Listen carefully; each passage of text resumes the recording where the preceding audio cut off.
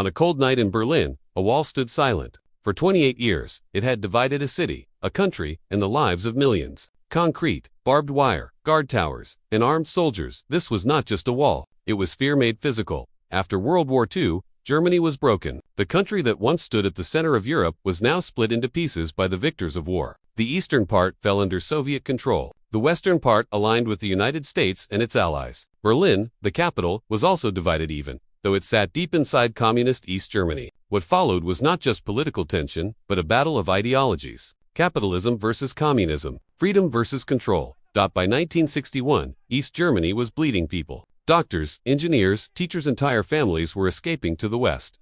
They weren't leaving for luxury. They were leaving for choice, for speech, for a future they could decide themselves. The communist government panicked. If the people kept leaving, the system would collapse. So, overnight, they built a wall. On August 13, 1961, soldiers rolled out barbed wire through the streets of Berlin. Roads were cut in half. Windows were sealed. Families woke up separated. A brother in the east, a sister in the west. Parents unable to reach their children. And as days passed, that wire turned into concrete. Thick slabs, watchtowers every few hundred meters. Guards with orders to shoot. The Berlin Wall became one of the most heavily guarded borders on Earth. Life on the eastern side grew darker. The government watched everything. Phones were tapped. Neighbors informed on neighbors. Dreams were dangerous. Trying to escape could mean prison or death. And many tried anyway. Some dug tunnels. Some hid in cars. Some jumped from windows before the wall was completed. Not everyone made it. In the West, the wall was a symbol of shame. In the East, it was called an anti-fascist protection barrier. But everyone knew the truth. It wasn't built to keep enemies out. It was built to keep people in. Years passed. Decades. Children grew up never knowing the other side of their own city. The Cold War froze the world in tension. Nuclear weapons stood ready. One mistake could end everything. But by the late 1980s, something began to change. The Soviet Union was weakening. Its economy was failing. A new leader, Mikhail Gorbachev, introduced reforms, openness, and restructuring. For the first time, communist control began to loosen. Across Eastern Europe, people watched closely, and they started to speak. In Poland, protests grew. In Hungary, borders began to open. In East Germany, people gathered in churches, then streets. At first, they whispered. Then, they marched. Thousands, then hundreds of thousands. They carried no weapons, only candles. And one word: freedom. The East German government felt the pressure rising. The wall that once seemed eternal was starting to crack, not from bombs, but from people. No one knew it yet, but history was approaching its breaking point. By 1989, East Germany was a country pretending everything was fine. It wasn't. The economy was collapsing. Stores were empty. Travel was restricted. Meanwhile, people could see the Western television signals crossed the wall. East Germans watched advertisements, music, free speech, and opportunity every night from their living rooms. The contrast was impossible to ignore. Protests grew week by week. Leipzig became the heart of resistance. Every Monday, crowds gathered, chanting peacefully. The government considered using force. Tanks were prepared. Soldiers waited for orders. The world held its breath. But the order never came.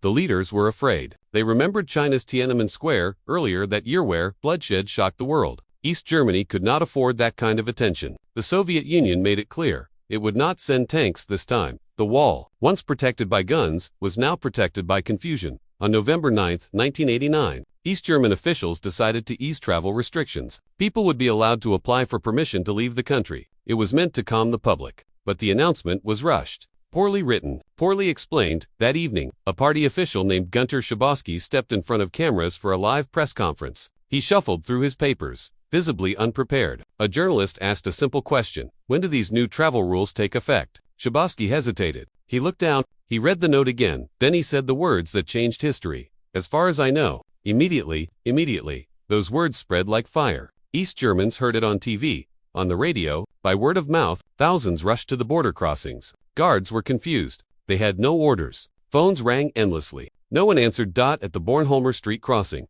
the pressure became unbearable. People shouted, demanded passage. They believed the wall was open. The guards were trapped between orders they didn't have and a crowd that refused to leave.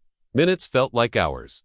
Finally, just before midnight, the commanding officer made a decision on his own.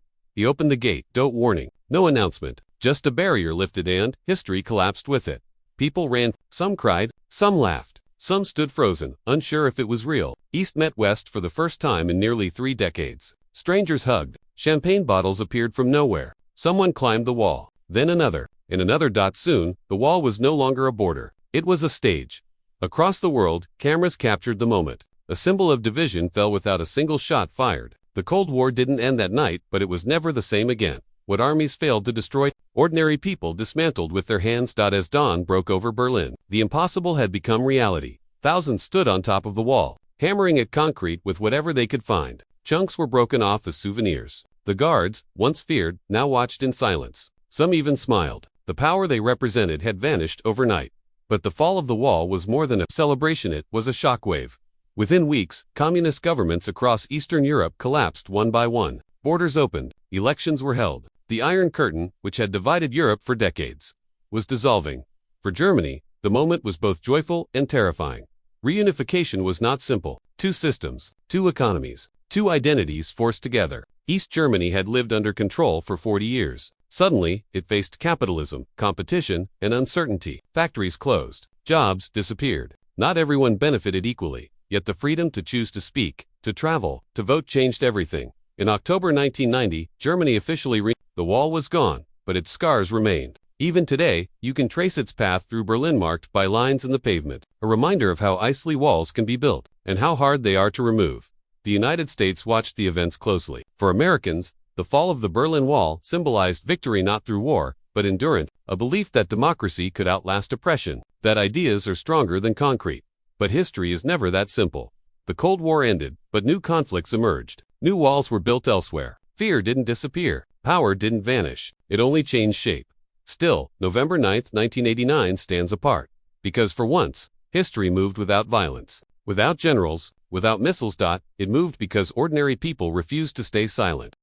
Today, tourists take photos where soldiers once stood ready to kill. Cafes sit where guard towers once watched. Children play where escape attempts once ended in tragedy. Time has softened the memory, but it has not erased the lesson. Walls are not just made of stone. They are made of fear, of lies repeated long enough to feel like truth. The Berlin Wall fell because people stopped believing the lie. They believed instead in something dangerous to any authoritarian system. Hope. History often teaches us about kings, presidents, and wars. But sometimes, the most powerful force is collective courage. Not loud at first, not violent, just persistent. The night the Berlin Wall fell reminds us of something essential. No system lasts forever. No wall is truly permanent. And when people decide they are done being divided, even the strongest barriers crumble. Step